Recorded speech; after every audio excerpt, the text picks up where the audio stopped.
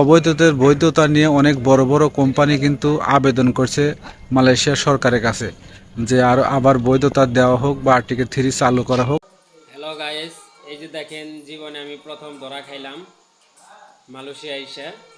এই একটা rice cooker order দিছিলাম, আমার রাইস কুকার নেই বলে। দেখেন অনলাইনে অর্ডার দিয়েছিলাম, দেখেন এই যে ইতানটা রাইস। হ্যালো, আপনাকে স্বাগতম আমাকে দেখতে এবং কি শুনতে ভিডিওটি ক্লিক করার জন্য। ভিডিওতে যাওয়ার আগে আমি রিকোয়েস্ট করব, যারা মালয়েশিয়া প্রবাসী কিংবা মালয়েশিয়াতে আসবেন বা মালয়েশিয়াতে নতুন আসছেন, চ্যানেলটা সাবস্ক্রাইব করবেন। আমি আশা করি এই চ্যানেল থেকে আপনারা অনেকেই উপকৃত হবেন। আমি কথা বলবো রিসেন্ট ইউটিউব কিংবা টিকটক, মালয়েশিয়াতে যারা আছেন আই থিঙ্ক আমার সাথে একমত হবেন। আপনি টিকটকে যান বা ফেসবুকে যান বা ইউটিউবে দেখবেন মালয়েশিয়াতে বৈধতার সুযোগ দিছে, অমুক তারিখ থেকে বৈধ হওয়ার সুযোগ পাবে, এই সেই নানান কথাবার্তা। আসলে বৈধতার সুযোগ দিছে কি দিছে না, এটা আসলে কতটা সত্য, এই বিষয় নিয়ে আলাপ করব। মূলত আমরা যারা বাংলাদেশি আছি মালয়েশিয়াতে, মালয়েশিয়া প্রবাসী, অন্যান্য কান্ট্রিগুলোর কথা আমি বলতে পারবো না, যদিও আসে না যেমন না, টিকটক প্ল্যাটফর্মটাকে আমরা পুরা জঙ্গলি বানাই লাইছি, পুরা জঙ্গল।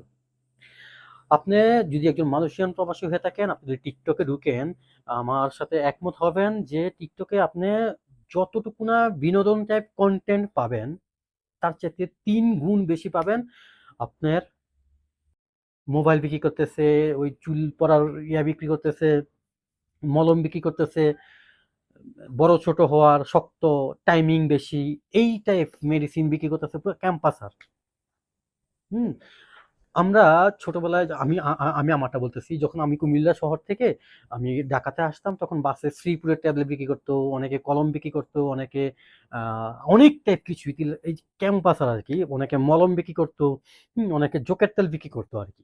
সো এই ব্যাপারটা নিয়ে আপনি অবগত, আমি শিওর আমার মতো যে টিকটকে ঢুকলে এখন যে এই ক্যাম্পাসার গুলা, এই যে বড়ি, জোকের তেল, এইগুলার বিক্রি করার একটা পুরা ধামাকা অফার দেয়া, সবকিছু মিলে চলতেছে। কেউ কান্নাকাটি করে, ভাই জুতাটা নেন, এই জুতাটা মাত্র 30 টাকা 20 টাকা, এটার প্রাইস ছিল 300 টাকা। আপনি জাস্ট নিজেকে প্রশ্ন করেন।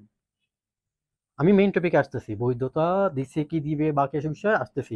আপনি জাস্ট এতটুকু চিন্তা করেন, আমরা বাংলাদেশিরা এই যে টিকটক প্ল্যাটফর্মটাকে কি করছি, আপনার হাত পা ধরে জুতা কেনার জন্য টিকটকে, হ্যাঁ টিকটকে কিন্তু আপনি 10টা ভিডিও দেখবেন, 10টা ভিডিও থেকে 8টা ভিডিও আপনি এই টাইপ পাবেন, আর 2টা ভিডিও ভুলে আমি মনে করি একটা ভিডিও আসবে যে হয়তোবা কেউ একটা টিকটক করছে এরকম, মানে বিনোদন চাই। আর বাকি সব ল্যাপটপ বিক্রি করতেছে, ক্যামেরা বিক্রি করতেছে, মোবাইল বিক্রি করতেছে, জোকের তেল বিক্রি করতেছে, চুলের তেল বিক্রি করতেছে, বডি বিল্ডার, আরো অনেক কিছু।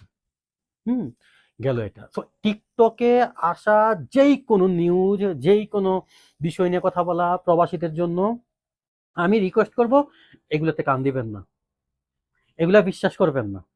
আপনি জাস্ট নিজেকে প্রশ্ন করেন, যদি মালয়েশিয়ান সরকার বৈধ হওয়ার সুযোগ দিত, তাইলে সে আবার কেন অবৈধদের দেশে যাওয়ার সুযোগটার মানে মেয়াদকাল বাড়াইছে, মার্চ মাস পর্যন্ত বাড়াইছে মনে হয়, তাই না?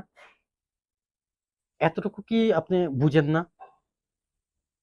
আপনি জরিমানা দিয়ে, আপনি একজন অবৈধ প্রবাসী, আপনি জরিমানা দিয়ে বাংলাদেশে যাবেন, সেটার মেয়াদকাল আরো বাড়ানো হয়েছে। হ্যাঁ, তো সেই সরকার যদি বৈধতাই দিবে, তাহলে এটা মেয়াদকাল কেন বাড়াবে, তাই না? এখন এটার পরে আসলে বৈধতা দিবে কিনা সেটা হলো পরের বিষয়, অনেক দূর অনেক দূরে। বাট আপনি টিকটকে ঢুকেন, এখনই দেখতেছেন যে হ্যাঁ মালয়েশিয়া বৈধতা দিছে, এই সেই বিভিন্ন আগের কিছু নিউজ ক্লিপ, কিছু পেপারস দেখা টাকা আপনাকে একটা ভুল ইনফরমেশন দিছে বা দিচ্ছে, বৈধতার সুযোগ দিছে। ঠিক এরকম করেই তারা একটা দালাল চক্র টাকা হাতিয়ে নিচ্ছে। এই ফাঁদে পা দিবেন না। আমি আমার আরেকটা ভিডিওতে বলছি, দেখেন নির্দিষ্ট কিছু চ্যানেল ছাড়া, ইউটিউব চ্যানেল, আপনার টিকটকের কোনো ভিডিও, কোনো নিউজ, কোনো মালয়েশিয়া সম্পর্কিত কোনো কিছু আপডেট আমি মনে করি বিশ্বাস না করা এটাই বেটার। এখান থেকে আপনি 98% ফেক নিউজ পাবেন, কারণ তারা রিচ, আপনার তাদের ভিউজের জন্য বা ক্লিক থ্রোটের জন্য এই কাজগুলো করে থাকে, ভুল ইনফরমেশন দেয়। যদিও এটা তাদের আসলে আমি জানি না আসলে তারা কি টাইপ মানুষ, আমার জানার দরকার নাই। তবে আমি আবারও রিকোয়েস্ট করতেছি, নির্দিষ্ট কিছু চ্যানেল ছাড়া আপনি যদি এত ইমার্জেন্সি হয় জানার, তো আপনি আমার কথাও যদি বিশ্বাস না করেন যে ভাই আপনি হয়তোবা মিথ্যা কথা বলতেছেন, এই সেই টিকটকে অনেক ভাইয়েরা দেখতেছি বলতেছে বই দেওয়ার সুযোগ দিছে, আপনি ভাই ফাও কথা বলতেছেন মাঝখান দিয়ে আইসা, আমার কথাও আপনার বিশ্বাস করতে হবে না।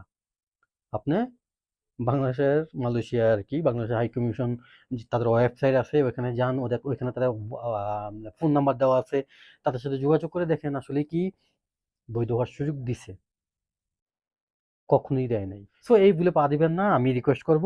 এবার আসি মালয়েশিয়ার ফিউচার কিছু কথা নিয়ে। ফিউচার মালয়েশিয়ান সরকার কিংবা মালয়েশিয়ান জনগণ সবকিছু মিলে তাদের দেশ উন্নত হচ্ছে ডে বাই ডে।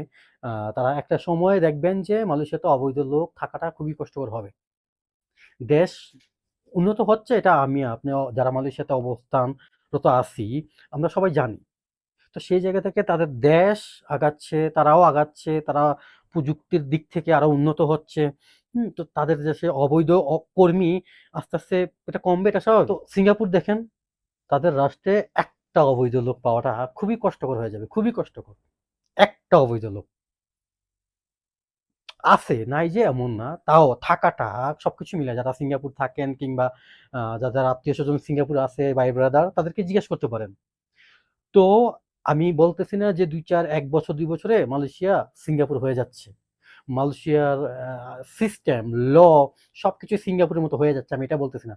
মালয়েশিয়ার আ যেই অবস্থা এখন, এই অবস্থায় আসার জন্য অবশ্যই বাংলাদেশীদের, তারা নিজেরাও এটা স্বীকার করে যে আমাদের বাংলাদেশীদের হাত আছে।